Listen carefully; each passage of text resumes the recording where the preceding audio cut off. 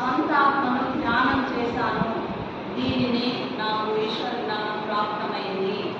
ఇదంతా నిజం ఉన్నప్పుడు ఇతర దేవులను గుర్తించమని నేనెందుకు చెప్తాను అంటున్నాడు బాబా గారు. నేను నా దేవుణ్ణి నేను దర్శనం చేసుకున్నాను, నా జ్ఞానం దొరికింది, మీకందరికీ నేను బోధిస్తున్నా. దేవుళ్ళను పూజించమని నేను ఎలా చెప్తాను అంటున్నాడు బాబా గారు. చెప్పరు కదా, వాళ్ళు సత్యాన్నే బోధిస్తారు. దాన్ని ఏది చేశారో, దాన్ని ఏది ఆచరించారో మహాత్ములు దానినే మనకు బోధిస్తారు, వేరేది వాళ్ళు బోధించరు. విశ్వంలో నిండి ఉన్న ఈశ్వర తత్వము జ్ఞానంతో ప్రాప్తమవును. ఇదే విశ్వము. ఆ ఆత్మయే మనకి ఇక్కడ వరకు తెచ్చింది. ఈ ఆత్మయే ముందుకు తీసుకెళ్తుంది. మనలో ఎవరుంటే మనమే కళ్ళు చూస్తున్నాయి, చెవులు వింటున్నాయి, ఈ కళ్ళు రెప్పలు కూడా కదులుతున్నాయి. ఎవరి ఆజ్ఞతోటి కదులుతున్నాయి, ఎవరి ఆజ్ఞతోటి కాళ్ళు నడుస్తున్నాయి, ఎవరి ఆజ్ఞతోటి నేను చేతులు కదులుతున్నా, ఎవరి ఆజ్ఞతోటి నేను పారాయణం చేయగలుగుతున్నా, ఎవరి ఆజ్ఞతోటి మనం ఇక్కడ కూర్చోగలిగినాము. మనలో జీవాత్మ ఉంటేనే ఇవన్నీ క్రియలన్నీ చేస్తున్నాము. లేకపోతే మనం ఏమీ చేయలేము.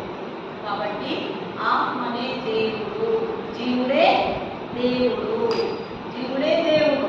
ఈ దేవుడే లేకపోతే మన శరీరము ఎందుకు పనికి రానిది అవుతుంది. కాబట్టి ఈ దేహంలో జీవుడు ఉన్నప్పుడే ధ్యానం చేయాలి. ఆ జ్యోతిని మనం ఇక్కడ మన కుంకుమ పెట్టే స్థానంలో ఆ జ్యోతి మనకు దర్శనం చేసుకోవాలి. అప్పుడే మనకు జీవనం ఉంటుంది. ఇప్పటి వరకైతే నువ్వు ధ్యానం చేయలేవో, ఎప్పటి వరకైతే నువ్వు ఈ జ్యోతిని దర్శించుకోలేవో, పునరపి మరణం పునరపి జననం, మళ్ళీ పుట్టు మళ్ళీ మరణిస్తూనే ఈ సైకిల్ చక్రంలో తిరుగుతూ ఉంటారు ఈ జీవి. అప్పటి వరకు దానికి అసలు బుద్ధి లేదు, మోక్షము లేదు.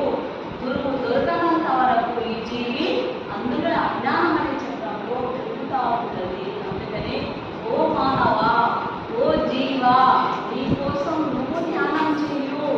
ప్రాపంచికం కోసం కాదు, డబ్బు సంపాదించడానికి కాదు, పదవుల కోసము కాదు, కానీ నీ జీవిని, నీ జ్యోతిని దర్శించుకోవడానికైనా నీవు ధ్యానం చేయు అంటున్నారు మహాత్ములు.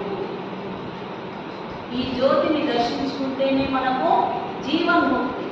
మళ్ళీ తర్వాత మనకు ఆ గురువు మనల్ని సీదా దేవుని